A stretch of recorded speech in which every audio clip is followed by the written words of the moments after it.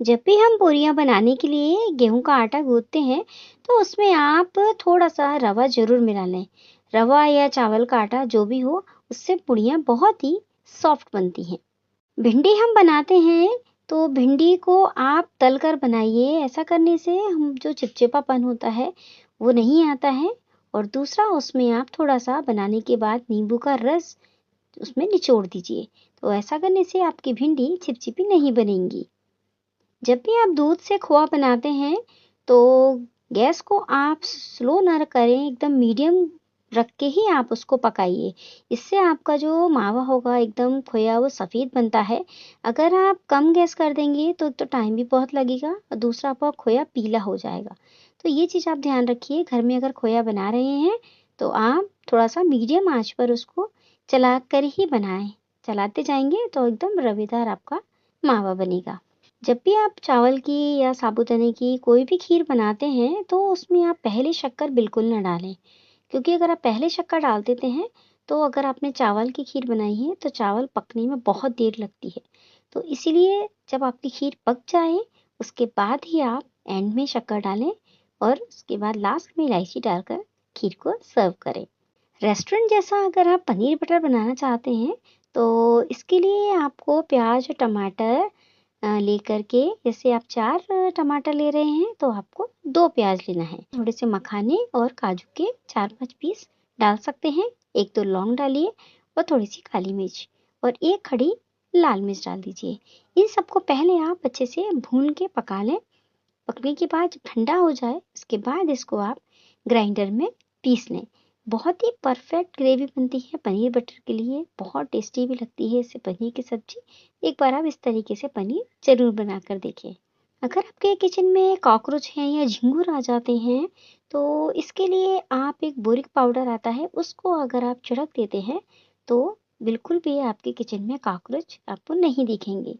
या तो आप छिड़क दें, नहीं तो एक सिंपल गेहूं के आटे में उस पाउडर को मिक्स करके छोटी छोटी गोलियां बना लें और जहां पर आपको दिखते हैं कि यहाँ कॉकरोच आते हैं वहां धीरे से उसको साइड से रख दीजिए।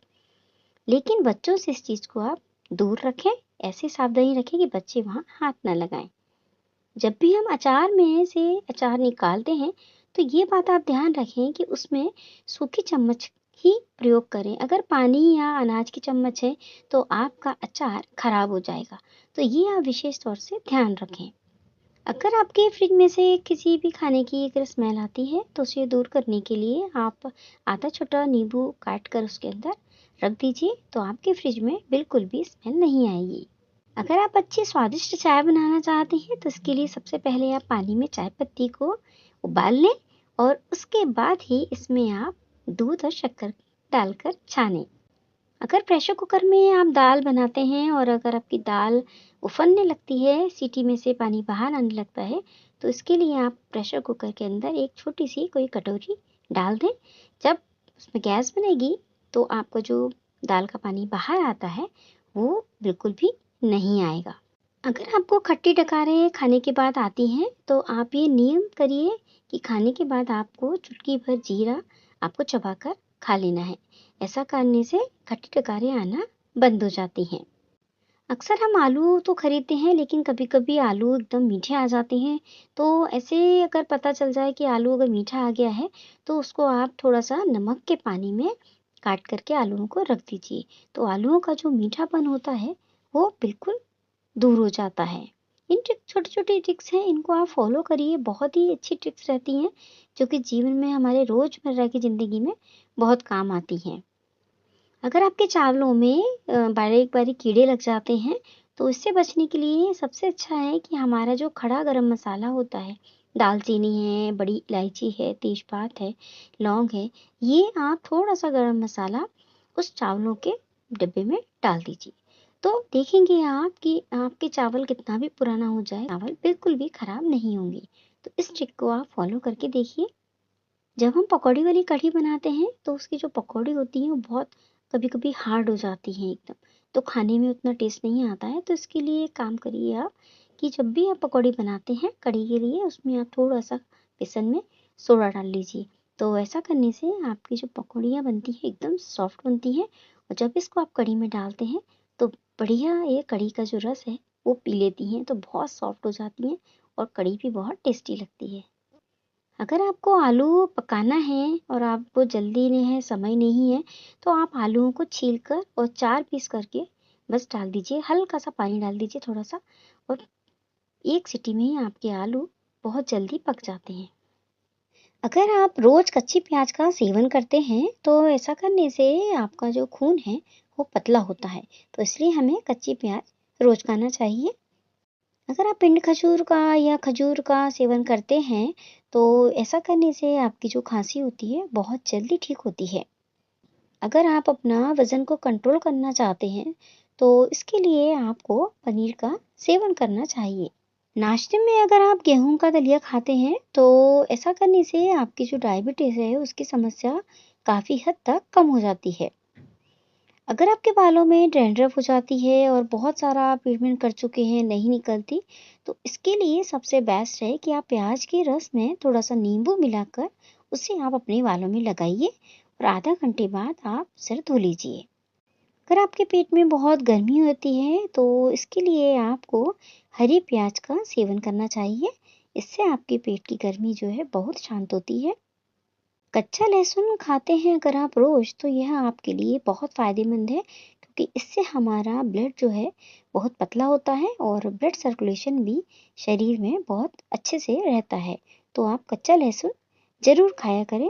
रोज एक कच्चा टमाटर खाने से ना हमारे दिमाग में कमजोरी जो होती है वो दूर होती है, तो इसलिए आपको रोज एक कच्चा टमाटर जरूर खाना चाहिए। अगर आप कद्दू के बीज खाली पेट खाते हैं तो यह आपके शरीर में खून की कमी को पूरा करता है, तो सुबह आप खाली पेट कद्दू के बीज जरूर खाइए।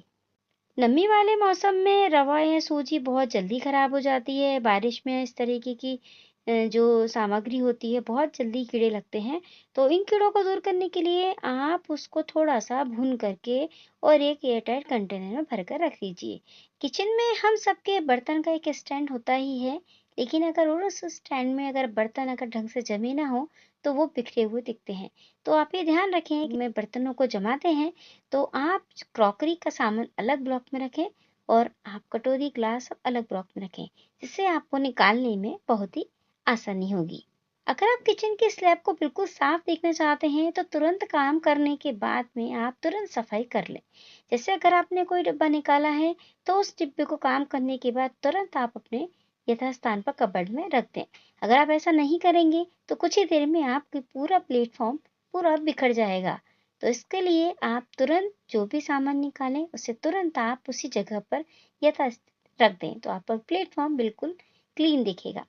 खाना बनाते समय हम सबके घर में किचन में कबर्ड जरूर होते हैं, लेकिन अगर किचन में जब हम काम करते हैं तो तेल का सामान या पूड़ी तलते हैं या पराठे बनाते हैं या सब्जी बनाते हैं, छौंका लगाते हैं, तो चट के जरूर लगता है उन कबर्ड पर। अगर हम रोज साफ नहीं करेंगे तो वो कबर्ड एकदम चिटचिट हो जाते हैं। तो इसके लिए आपको ये रखना है कि रोज एक कपड़ा अलग से कर लीजिए और उस कपड़े को आप पूरा किचन का काम होने के बाद में उस पर एक बार जरूर उससे आप साफ कर लें, ताकि आपके कबर्ड हमेशा बिल्कुल आपको क्लीन मिलेंगे। अक्सर हम किचन में काम करने के लिए कपड़े का इस्तेमाल करते हैं, संडसी का इस्तेमाल करते हैं या किसी और चीज का इस्तेमाल करते हैं। तो अगर हम संडसी का इस्तेमाल करते हैं तो उससे हमें बिल्कुल साफ रखना चाहिए, क्योंकि जिस भी सामान को हम उस संडसी से पकड़ते हैं उसमें कुछ ना कुछ गंदगी उसमें लग जाती है। अगर उसे हम साफ करके नहीं रखेंगे तो वो गंदगी दूसरे सामान में भी लग जाती है। तो इस चीज का आप बिल्कुल ध्यान रखें। संडसी से कोई भी चीज उठाएं या जिस कपड़े से उठाएं उस कपड़े को आप बिल्कुल साफ रखें। ये बताई हुई ट्रिप आपको जरूर पसंद आएगी, मुझे उम्मीद है आप इन ट्रिक को फॉलो करेंगे। अगर आपको ये टिप्स पसंद आई है तो चैनल को सब्सक्राइब तो बनता है, चैनल को सब्सक्राइब कीजिए, मुझे सपोर्ट करें ताकि मैं इस तरीके की नई नई टिप्स आपके लिए लेकर आऊं।